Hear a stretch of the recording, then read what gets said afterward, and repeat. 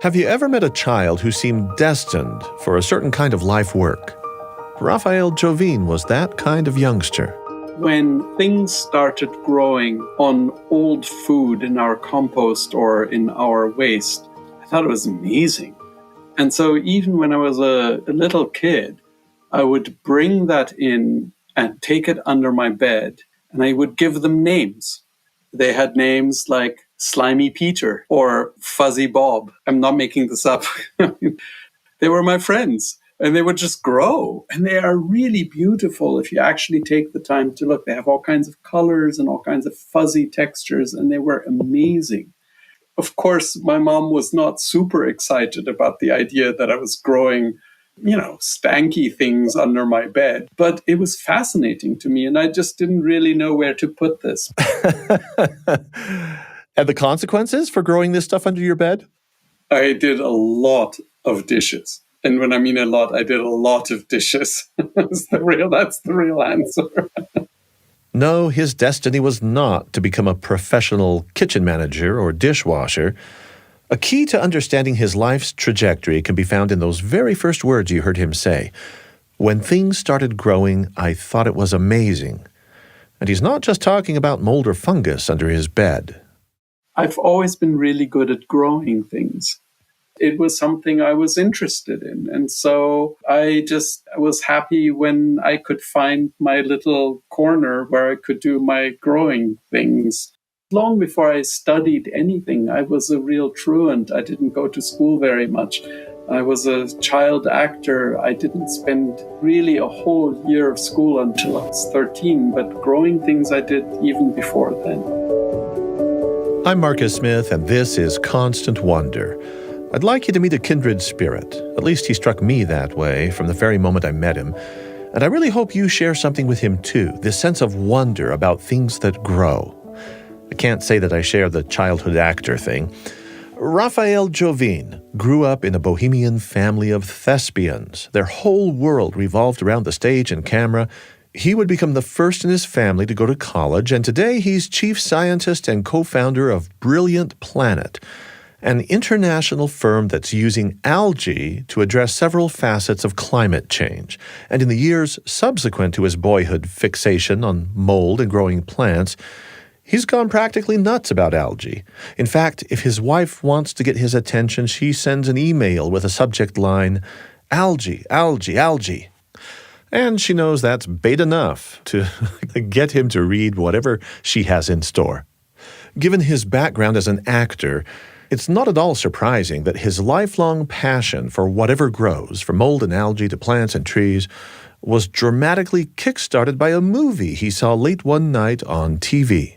I learned English at the time in local Bavarian station, played original language movies without much subtitles, or very poor subtitles, put it that way. And I was fascinated because there was a whole nother world that was inaccessible to me. So I learned English watching these foreign language movies. And sort of teenage rebellion came along, and there was this scene in this fantastic movie with Jimmy Stewart called You Can't Take It With You. And he was so eager to persuade this beautiful bohemian woman that she should take some interest in him. And he starts talking about studying photosynthesis and the little green thing in plants that makes all the energy that we burn. And I heard Jimmy Stewart deliver these lines that are actually not in the original play, but the geniuses who made the movies, they put it in the script. There's a tiny little engine in the green of this grass and in the green of the trees that has the mysterious gift of being able to take energy from the rays of the sun and store it up. You see, that's how the heat and power in coal and oil and wood is stored up. I just thought, wait, hang on a minute, that makes so much sense. That's where the energy comes from. The sun goes into the plants and then we use it. That is like so meaningful somehow. It clicked with me. And it was a very strange moment for me because, I was not supposed to watch television by myself late at night. You Can't Take It With You is a really nice movie, but the fact is I probably shouldn't have been watching it. And I just thought there was something there. So I knew that I needed to do something about that. And I didn't really know how. I didn't know anybody who had ever gone to university at that point, right? So there was this weird, strange call that I knew that I needed to do something about. We thought if we could find the secret of all those millions of little engines in this green stuff, we can make big ones. And then we could take all the power we could ever need right from the sun's rays, you see? Well, that's wonderful. I never knew that. Yeah. Well, we worked on it, and day and night we got so excited we forgot to sleep. If we'd make just one little discovery, we'd walk on air for days. We'll come back to Raffael's personal life with plants in just a moment. But first, let me tell you what he's up to as chief scientist for that company called Brilliant Planet. You've no doubt heard of inventors trying to devise new ways to pull carbon dioxide from the atmosphere to help cool off our warming planet. Well, one of the wildest innovations I've read about is a machine that makes diamonds out of air. Not thin air. On the contrary, air that is thick with CO2. That's the diamond stuff. And then there are these giant fans, kind of like vacuums that filter CO2 out of the air. And there are mechanical tree-like thingies, which have CO2 absorbing leaf-like thingies. There's even this concept of building power plants on the seafloor so that any CO2 produced by them can be quickly sequestered under the Earth's surface below the sea. But Brilliant Planet goes after carbon in what they call a nature-based way by growing algae, lots and lots of algae. The idea is to mimic what the ocean is already doing, but they do it on land where they can easily manage the algae that's capturing carbon, and we're going to get into the particulars today of what they do with all that algae once they've grown it. But if you'll bear with me for just a moment, I really want to underscore just how completely smitten Raffael is by plant forms and sunlight and energy and everything related to that. There's a brilliant scene from his earlier life that really ought to clinch it. So as you were growing, getting older, eventually there comes a point in life where you get married, and I just want to hear, this is too good to be true, that you determined that for your wedding, you were still interested enough in plants for some reason at that point. I don't know how much education you'd had by the time of your wedding, but you made your own wedding jacket out of some kind of organic material. So my wife was an artist, and I was the biologist. And my wife came from a very traditional family. And I wanted to show something about me in our wedding. Her sisters had dressed her up beautifully in flowers. She was beautiful, spectacular. And we wanted to have a simple, authentic wedding that was ours. So I had seeded wool jackets with grass seeds and experimented with fescue and rye and the different kind of grass seeds to see which worked best. Within the actual wool fibers, you planted seeds. In the actual fabric, I used spray glue to attach seeds and then germinated them. And Marcus, I promise you, it was a spectacular thing to do. Because when the grass is fresh and it's green and it's sprouting, it's so vibrant, and it was the best fur coat that anybody has ever had. It was beautiful. It didn't just quite go the way I wanted it to. Before we get to the actual wedding, you had to time this out. You had to know what the germination time would be for the seeds to sprout. You had to know how long it was going to grow. Had you thought that all through? Of course. So this was I planned this for many, many weeks. Grass, if you do it right, can grow and sprout in sort of less than 3 weeks. And it was just the right length and the right size. And it was very bushy and strong. It was really good. I would definitely do this again. For what occasion would you do it again? Oh, God, I don't know. Grandchildren, I'll do whatever comes. I'm happy to do this again. Okay, so the wedding day, it rains. Oh, my gosh. So my father-in-law is very traditional. he knew me, so he was a bit suspicious. So he was looking around for what I was doing, and I had hidden the grass jacket in the side of a sort of grass berm, and it was growing very happily there. And he didn't find it, so I was super thrilled. I had my big moment. And then it just poured rain. It was bucketing rain. It was so much rain that... So the moment comes and it's time, and I put on my grass jacket, and it's weighing about, I'm not exaggerating, it's weighing, 65, 70 kilos at this point. It is so heavy. I can barely sort of heft it on and it's just sodden with water. And I'm standing there and it's draining and raining water. My pants are soaked. I'm standing in this huge puddle, and my young brother-in-law is laughing himself to pieces, and it's very so silly. And there's my beautiful wife with all the flowers in her white outfit. It's just perfect. And I'm just this like rain cascade, but it was a really special moment. You know, if that scene were to happen today, it would get thousands of views in a highlight reel of classic wedding fails. But unlike Tony Kirby, that character in You Can't Take It With You, played by Jimmy Stewart, Raffael has never let go of his passion for plant life and photosynthesis. In fact, before we even started recording our conversation, Raffael wanted more than anything else to give me a quick virtual walkabout to see all the plants he's growing on his rooftop. We had video going, so he picked up his laptop with its camera to carry me out onto the terrace of his London apartment, a gorgeous urban garden, and over the tops of his prized plants, I could spy a few recognizable London landmarks in the background. I haven't got any video for you, but here's just a bit of what he showed me. Do you mind if I just show you for 10 seconds? Here's one banana plant and a bunch of avocados and palm trees in the background. Outside are my lavender plants, rosemary. On the other side, my cherry tree, just blossoming even though it's really cold. And I've got a whole bunch of trees from New Hampshire here that don't exist anywhere else, actually. These are New Hampshire apple trees. The point is, I couldn't be in more central London. I mean, if you drew an X on London, here is St. Paul's in the background, and on the other side is the Shard. I couldn't be more central. Now that you know a little bit about Raffael, about his persistence and his passion, his somewhat eccentric manner, his desire to discover or invent, we need to see if he can persuade us that we too should care as much as he does, yes, about fungus, about plants, yes, about photosynthesis, but especially about algae and the role it might play in addressing the biggest environmental concern of our time. I'm Marcus Smith, and this is Constant Wonder.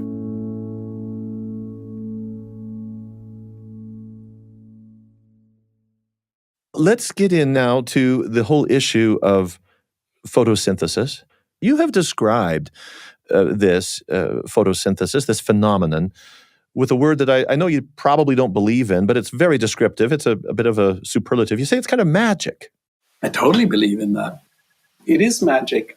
So since the very beginning of life on Earth, there has been this ability of life to absorb sunlight and turn it into something practical and useful in our world. Even that original moment of photosynthesis, before all the modern organisms that we know today evolve, is preserved in us humans.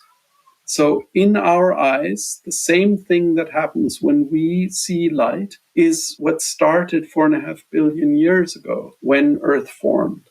And to me, that is magic. And I find that still truly inspiring. We work every day, all the time, to try to understand that process better. That doesn't make it less magic. Which explains why he dared use the word miracle in the subtitle of his book, Light to Life, The Miracle of Photosynthesis and How It Can Save the Planet. Raffael Jovine's enthusiasm for photosynthesis brackets in anything and everything associated with it, not omitting the origin story of life forms. So when our planet started, it was a big sulfurous brown, stinky mess. And these little organisms grew and collected sunlight, and it took all these weird chemicals in, and they made them into something useful. Raphael takes great pains to remind people how all the green we see on Earth was not a given.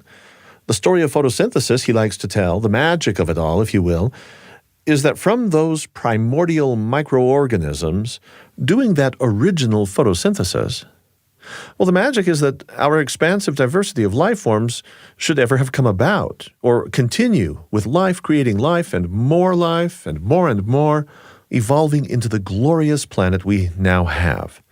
It's a powerful story, and the power of photosynthesis, he believes, is also essential to the task before us now. If we can grow more plants, we can rebalance the challenges that we're experiencing today. Most of our current conversations about countering widespread desertification or about regreening the planet or fighting climate change, well, these conversations circle for the most part around trees and more trees. Something big is missing in this equation, though, and Raphael is keen on opening our eyes to the big story we're often missing. Most of the planet, of course, is covered in water, and this is where his vision about algae fits in. He has a remarkably optimistic perspective, and naturally, this omission of ours, well, that's where I really wanted to draw him out. Most people thinking of photosynthesis default very quickly to images of things growing on land. We think about trees and shrubs and grasses, land plants. Could you help us appreciate a little bit more just the range of photosynthetic activity among organisms that might not even be on land? The ocean continues to surprise us. With all the satellite work, we realized that much more photosynthesis was happening in the ocean than we expected.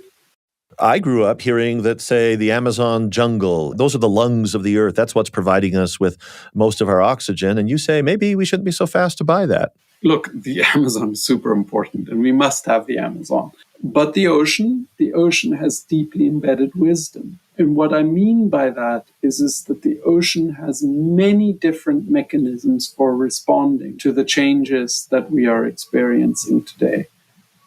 There are absolutely miraculous organisms out there. It is amazing stuff. Even us scientists have gone around the world telling everybody that there are limits to the system and that we must be very careful about how we balance the planet. And that's important and that's necessary. But there are always surprises in terms of how resilient the planet is and how capable it is to handle all these different scenarios. And what we're trying to do ourselves is to find a way to take advantage of these different microorganisms for the purpose of fixing the planet. So how is Brilliant Planet using these miraculous organisms from the sea to fix the planet? Algae. A number of years ago, Raphael observed that many of his fellow scientists had focused their efforts on growing it in the lab, where it's not only difficult to set the right conditions for growth, but where the systems are very expensive.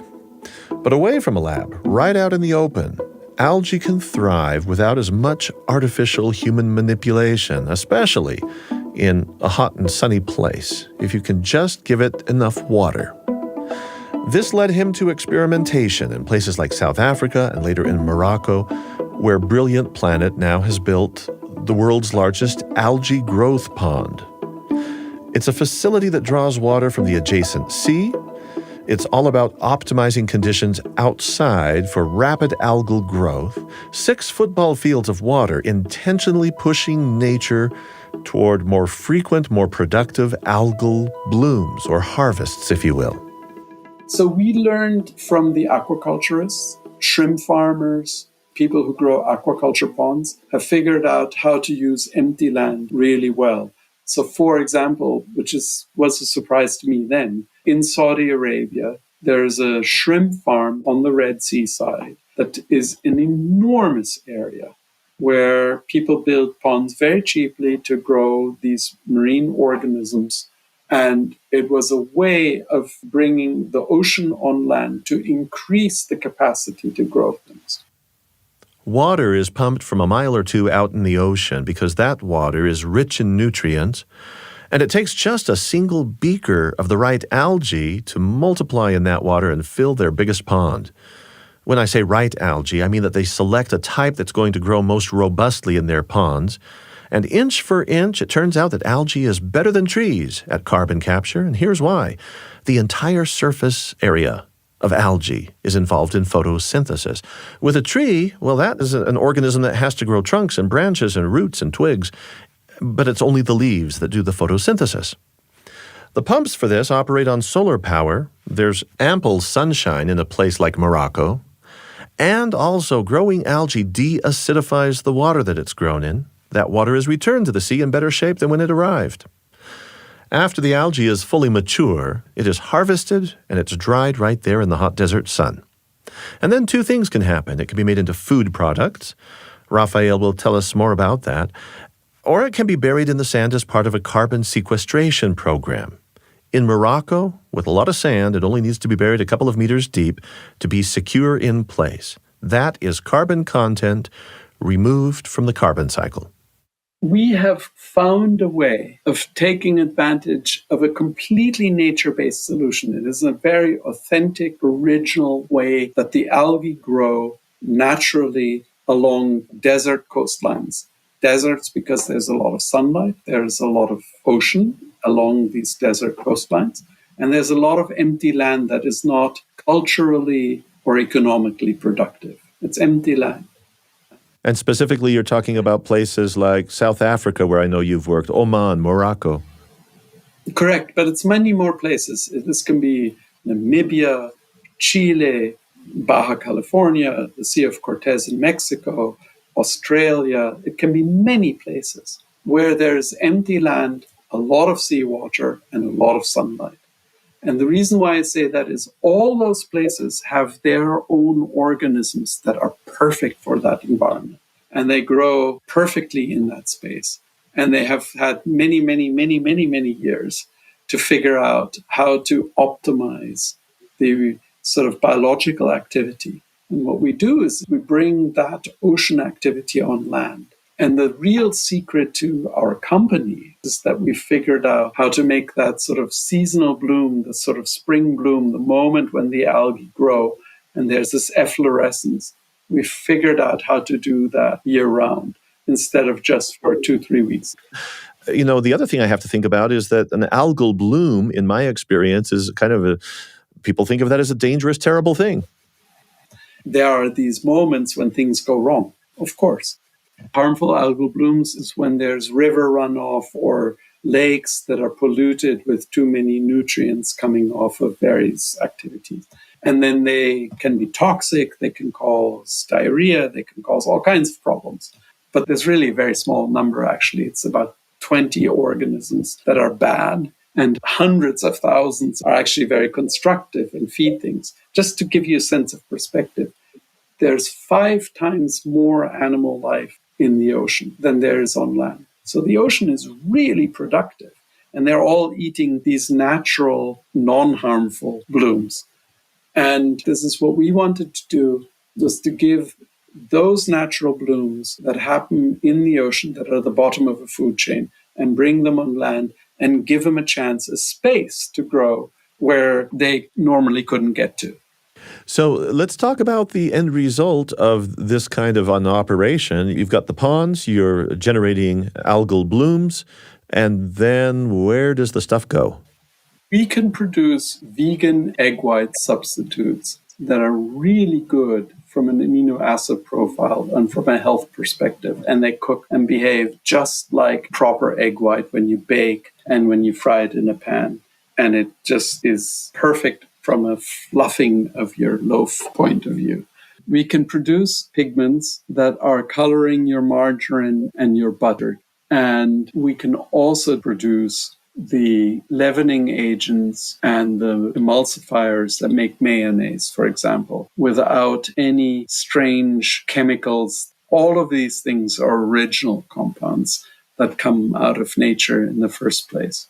And going back just briefly to the idea of protein from algae, I'm imagining that there's a more efficient correlation between the inputs and what you get at the end, because when I think about protein production and animals eating grains and grasses and what have you, is there less waste along the way making the protein this way?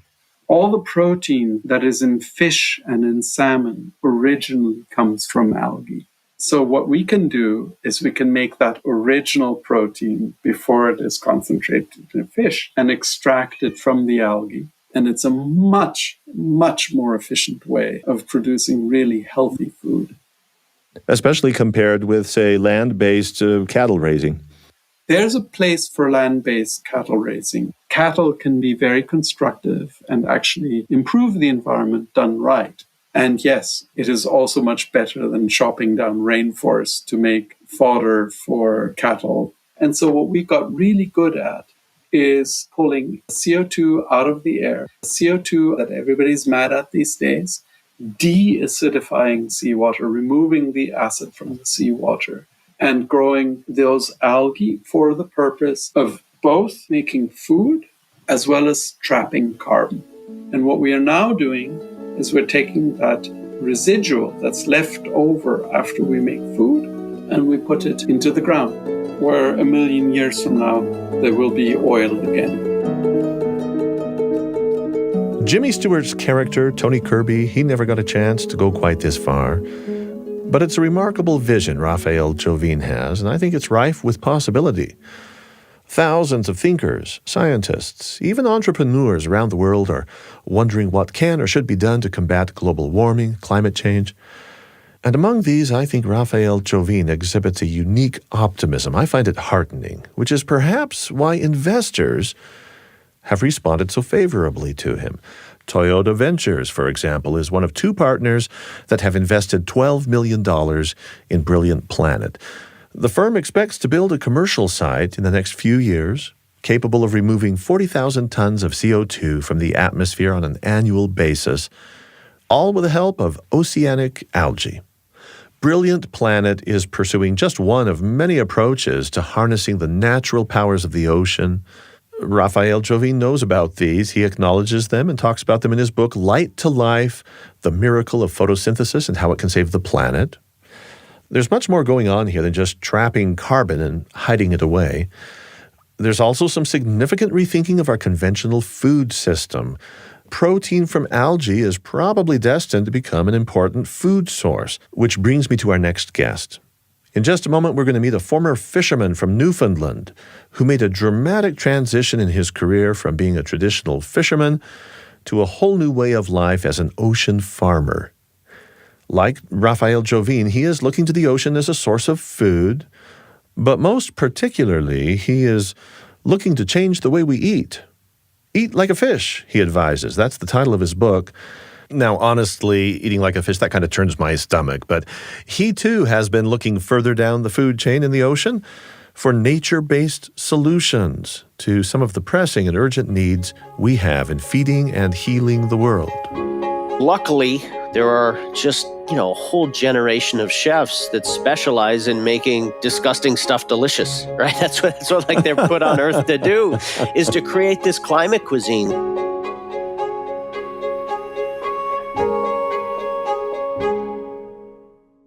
I'm Marcus Smith, and this is Constant Wonder. Bren Smith wrote a book called Eat Like a Fish, which, if you think about it, is just what Raffael Jovine is encouraging by making vegan egg whites and mayonnaise emulsifiers from algae. Eating algae is the link there. Smith is working in our hemisphere off the coast of North America as an ocean farmer. His crops are kelp and shellfish. And his farm is tiny, the equivalent of only 20 acres. And besides requiring no land, his farming requires very few inputs by comparison to other kinds of farming. On a land farm, be it in California or Washington, in Florida or Maine, you put a whole lot in before you ever get anything out. I asked Bren Smith what he, as an ocean farmer, has to put in. I wish this was more complicated. Honestly, it'd make me seem a lot smarter. But the key is, as soon as you look at the ocean as a unique agricultural space and be like, okay, what does it make sense to grow? Let's ask that. Let's ask the ocean that. It says, why don't you grow things that don't swim away and you don't have to feed? And as soon as you make that leap, you realize there are 10,000 plants in the ocean. Potentially, we could grow hundreds of kinds of shellfish, and none of them require feed, fertilizer, of course, no fresh water, no land. And so just making it hands down the most sustainable form of food production. I was born and raised in Newfoundland, Canada, this little fishing village, most eastern point in all of North America. You know, the houses, greens, yellow, oranges, painted with leftover boat paint, right? And my heroes were just fishermen. They owned their own boat. They had self-directed lives. They succeeded and failed on their own terms. And they had this pride of feeding their country. And like, that's what I wanted. I didn't want to be a businessman or an accountant or anything. What I wanted to be is I wanted one of those jobs that people had that they wrote songs about, right? The coal workers, the steel workers, the farmers, the fishermen, these sort of soul-filling jobs. As he headed into his adult years pursuing his dream of fishing the seas, Bren Smith became eyewitness to the death of the Canadian cod industry. This was back in the early 1990s. It was a disaster that struck at the very soul of a human culture and society, with an economy that hinged almost entirely on the health and obviously on the sheer size of the Atlantic cod fishery. So I dropped out of high school, 14, and fished the globe. And then the cod stocks crashed back in Newfoundland and 30,000 people thrown out of work overnight, right? It was the biggest layoff in Canadian history. And it is amazing to see an economy built up over 100 years suddenly disappear because of ecological collapse. Right? It's just, you know, fishermen as hungry ghosts. I remember there were a line going down the street, people waiting for cod because you weren't allowed to even throw a line off the docks at that point after the fishery closed. And everybody was buying Russian cod. You know, it looked like a funeral march. To keep any kind of faith with the sea that he loved as a reliable place for him to have a viable career, Bren Smith turned to oysters. And his work as an oysterman ultimately led him to establish Thimble Island Ocean Farm. I spoke with him last summer and wanted to bring you some of that conversation because just like Raffael Jovine, Smith is also harnessing the power of marine photosynthesis. And he does this to address what he sees as some significant woes with our food system. He believes so strongly in his solutions that he has become, well, a beacon, a willing, eager beacon for other would-be ocean farmers. They come to him for training on his farm, and then they turn around and become his eventual competitors, and he is perfectly fine by that, because he thinks the world needs a whole lot more of what he can offer in the way of wisdom and know-how as an ocean farmer. That is part of the role he has as co-executive director of the nonprofit called GreenWave. But things did not come easily for ocean farmer Bren Smith, at least not initially. I was terrible oysterman. I killed millions of oysters. I ran like a death camp for shellfish when I started because I was a fisherman, right? Like I hunt and kill things. My neurons fired in a different way. And I found it really boring. And I just didn't, like, it just was a weird transition. But over time, I developed a blue thumb. I hope you heard that. He actually used the expression blue thumb. And the oysters taught me a lot. You can grow things that not only have zero inputs, but actually breathe life back into the ocean. So an oyster filters 50 gallons of water a day, pulling nitrogen out of the water column. And too much nitrogen from land-based farms, actually, is where quite a bit of it comes from, creates dead zones in the ocean. And then I started building my farm around there. There's sort of a side story where my oyster farm got wiped out by Hurricane Sandy and Irene. And I had to start to rethink. I'd been growing on the bottom of the seafloor up until then. But I turned my farm into a vertical farm using that whole water column and started growing as many different regenerative species as possible. So now what I have is, think of these anchors down on the seafloor and then vertical ropes up to the surface to buoys and then horizontal ropes between those anchor systems. Think of a scaffolding system just made out of rope. And from there, I grow my kelp vertically downwards. I grow scallops and mussels. I've got my oysters and clams, and every species has a different sweet spot in that water. And the benefit is my farm's smaller than it used to be, but I grow more food. I used to have 100 acres, and now I'm down to 20 acres because I'm using that whole water column, and I'm circulating different species through year round. Can you go to Zillow and find that there's watery real estate for sale? I mean, how do you get the rights to do this? Yeah. So it was a mystery to me. What happens for us is you either lease from the town or the state, or you can lease in federal waters, and you don't own that water. The ocean is, it's the commons, and we want to keep it that way. What you own is the right to grow shellfish and seaweed in this 20 acres. So it's almost like a process right. Besides that, anybody can fish, swim, kayak, commercially fish on your farm. And that was hard for me to get my head around at first, right? I was like, no, this is my farm. But no, it's a community space. And that's allowed for a lot of this social license, like people being like, oh, okay, we like this because we're not blocked out. We can come swim and dive through your kelp forest. And that's allowed a lot of farms to pop up. There's 192 permitted farms in the country. We're up to about 1,000 acres in the U.S., and it's just growing by a factor of like 10 at this point, year to year. You don't have people who are messing with your vertical columns there? That if they can be boating and swimming and diving, do they get tangled up in the buoys and ropes? Well, I still got a shotgun on my boat. I'm still a fisherman, right? If they do, there's consequences. But, I'm going to say that's tongue in cheek. Yeah. Well, yeah. No, it is. I've never had to pull it out. People don't go with big sailboats and keels and things like that. Just think of a farm and it's set up in rows, right? So you can really see it and understand it when you come up to it. So we just haven't had any problem with folks, messing with the lines. I actually, early on, I had a little bit of trouble with fishermen cutting my lines, but that's fisherman to fisherman. I had to sort that out myself. Well, I don't even want to get into that conflict. It's just part of the culture you come from, and you get it, and that's okay. Yeah.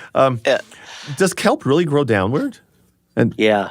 In the wild, it secures to rocks and things like that. It's holdfast to the bottom and grows up. What we do is we grow it from the surface. The kelp grows vertically downwards because what we want is the right mix of sunlight, just like a sequoia, right? And nutrients. So we actually get better growth rates when we're growing the surface downward. The other benefit is, let's take California. 91% of California kelp forests in the north are gone. A huge part of that is the urchin population destroying and eating because they become so climate resilient, and they're called zombie urchins, and they've just destroyed massive amounts of kelp forests. But if you grow vertically downward, the little zombie urchins can't get to the kelp. They just stare up at it. And then also, because we don't grow the kelp on the bottom, we don't disturb the bottom or the reef systems that's on the seafloor. There's no way I'm going to be doing this. You realize I'm talking to you from a landlocked state, the state of Utah, Yeah. And we don't have kelp here. But I might be eating kelp one day from off my grocery shelves. Maybe I already am and just don't know it.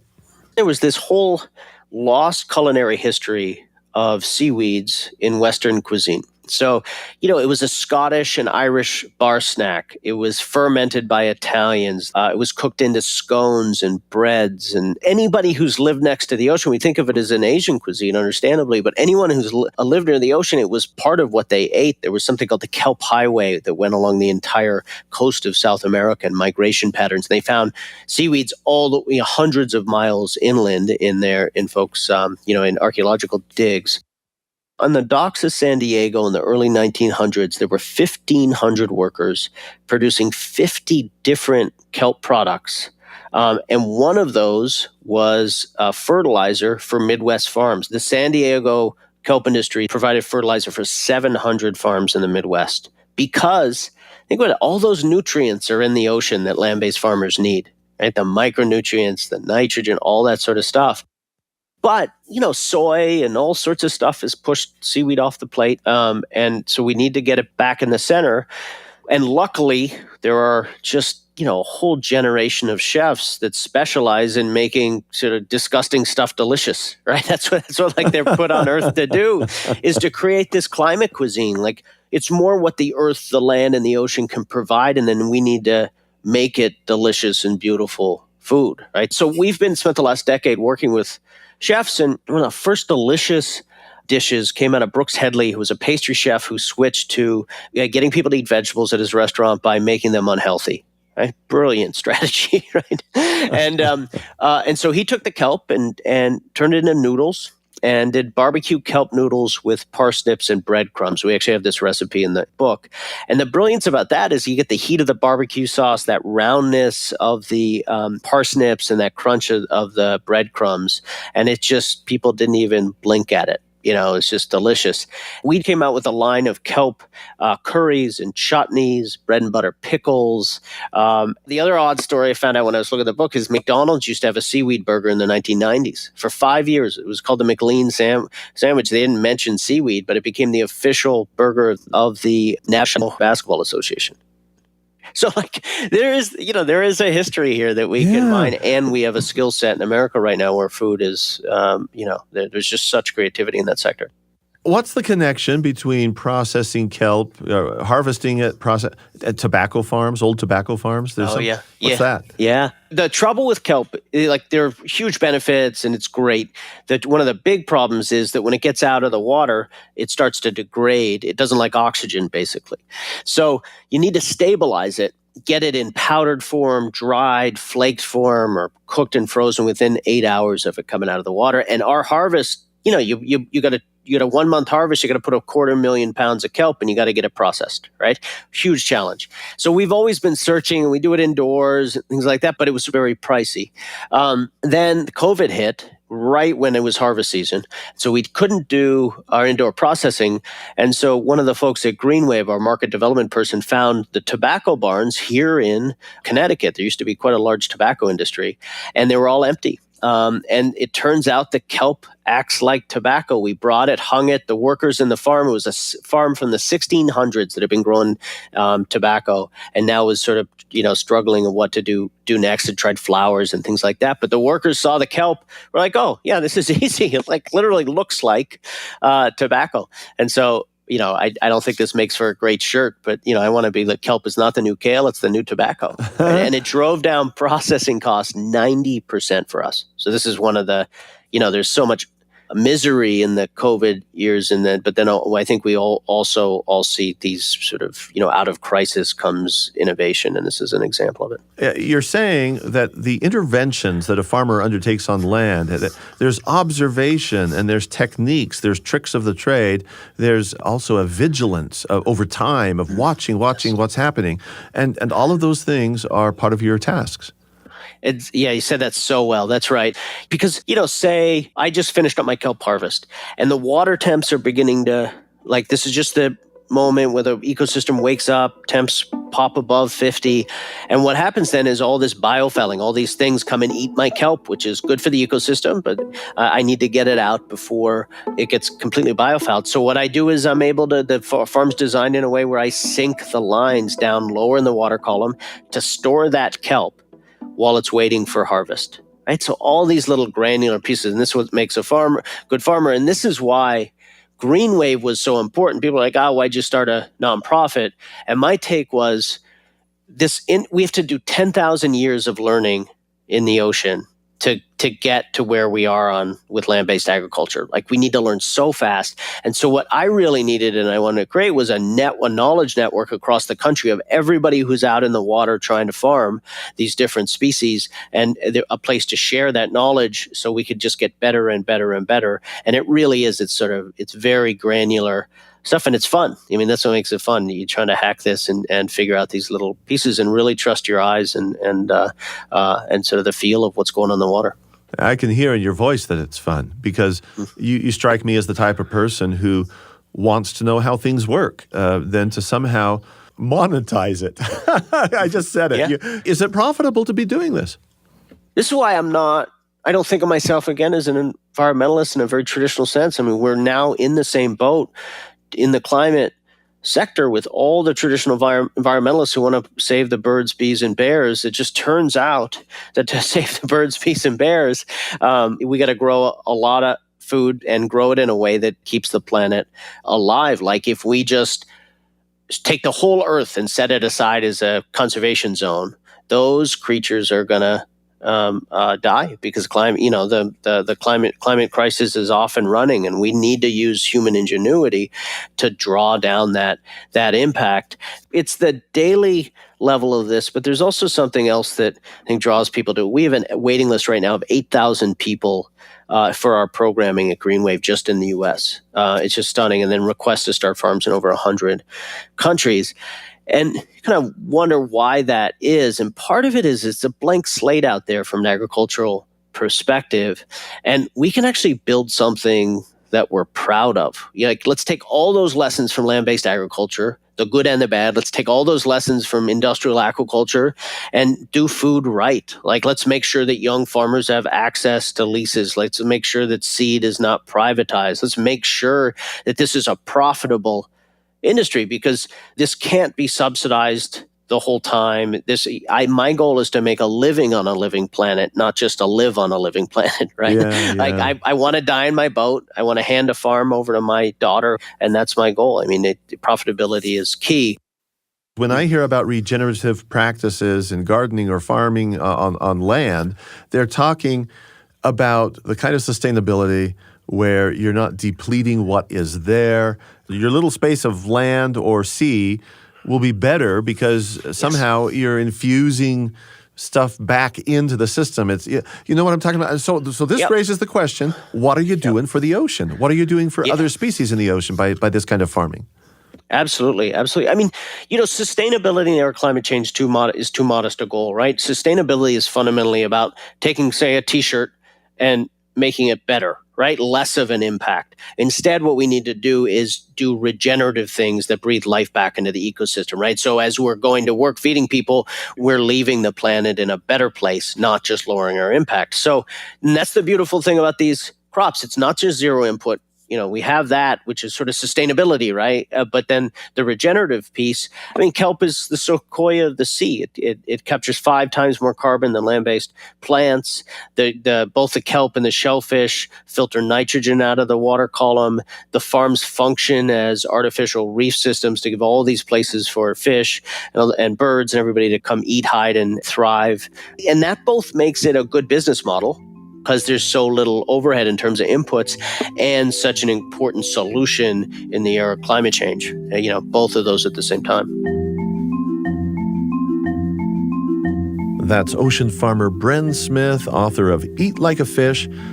I encourage you to head to our website, byuradio.org, search for ocean farming, and you can hear the entire interview with Bren Smith in our archives. Back now to my conversation with Raffael Jovine from Brilliant Planet to see the really big picture of what we've been talking about this hour.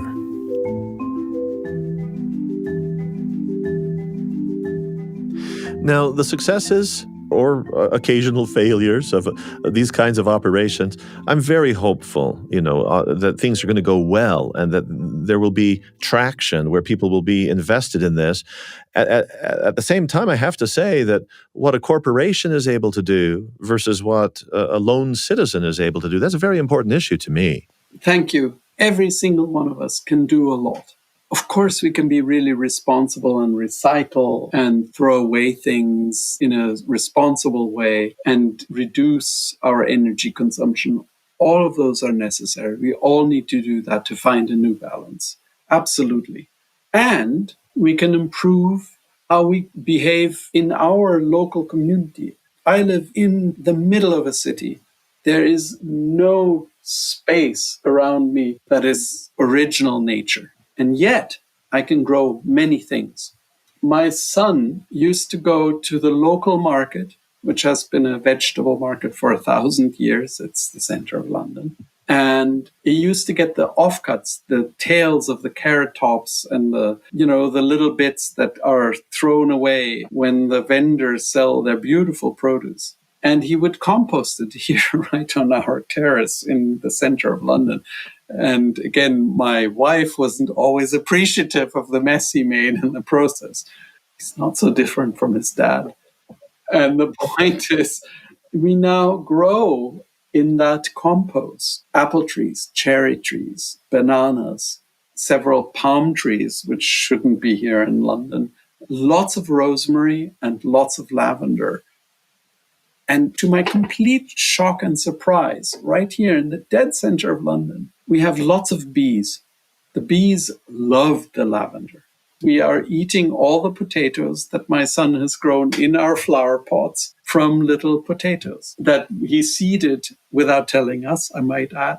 And they've sprouted and multiplied and they're growing. And it's great. You can go to the supermarket, the lemon seeds in your lemon, the cherry pit in your cherry. They have all the core wisdom built into them. They know what to do. All you need to do is give them a chance. Cities can be daunting and challenging and rough. And it's nice to come home and see something grow. It's good for mental health. Around the planet, if you go to the worst slums in the world, people are growing things and it makes them feel connected. And it's a good thing. And I think this kind of regenerative activity is really important for people to find the rhythm where you connect with the sunlight and you water things on a regular basis and you feel that confidence that things will get better and grow again is really a powerful force. Which is that we've talked about photosynthesis. We began with a story from your childhood about growing things and getting your own experience of working with, well, I guess mold and fungi to begin with, and eventually seeds. And you just mentioned seeds again a moment ago. I'm guessing that, well, something you say, you've written, is that every seed carries the instructions to save our world. And my guess is those instructions, in large measure, although there's a lot going on in DNA, those instructions include how to capture and harvest light and be productive with it. So seeds and photosynthesis, you can't tell the one story, I think, without the other. Absolutely. You're completely right. And as far as I'm concerned, we are blessed every day when we go to the supermarket and we buy our vegetables. We're given this resource that is so powerful to change the planet. And the more we grow, the better the planet gets.